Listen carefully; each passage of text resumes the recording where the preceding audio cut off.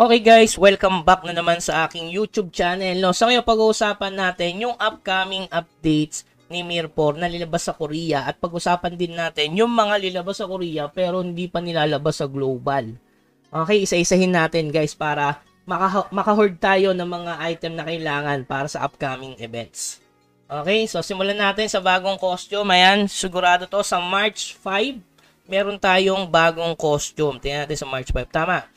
March 5, may bago tayong costume. Ito, kung bibili kayo niya, magtabi-tabi na kayo guys. Siyempre, dagdag lakas na naman yan. Sana nilagyan nila ng weapon or mount man lang sana para mas maangas, di ba?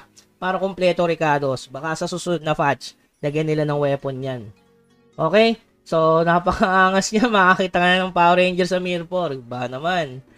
Tapos yung pangalawa guys, baka magkaroon ng drop event. Ayan, nilabas nila sa Korea kasabay ng Takure event which is tapos na sa atin. Sana ilabas din to para mas good kasi mas masarap mag-farm kapag may mga gantong event. Katulad ngayon, 'di ba? Hanggang March 4 na lang 'yan, guys ha.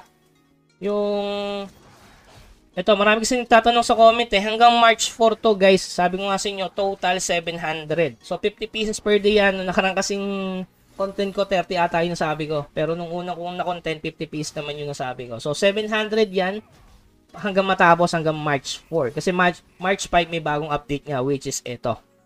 Okay? So ano ba yung hindi nilalabas sa Korea guys? Ito.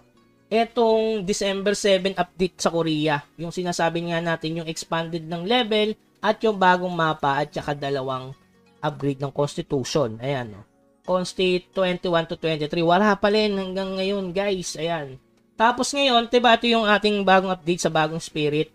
At ito, January 4th. Tapos yung susunod na is yung Life and Death 18. Hindi ko alam kung ilalabas niya sa March 5 agad. Kasi nga, wala pa yung Constitution eh. Si Mirror din kasi minsan kinokompleto mo nila yung update sa Korea sa mga upgrade bago sila maglabas ng bagong kabanata. Ibig sabihin natin, bagong paggugugulan. Sobrang solid itong Life and Death na to guys. May content ako niyan, nasa baba. Panoorin nyo na lang ulit. Tapos syempre, yung bagong transmission, equipment, ayan, Woogie Gourd. Yun yung parang sake. Okay, na-content ko na naman to nung previous. Baka ilabas nga to sa March 5. Ang dami, no?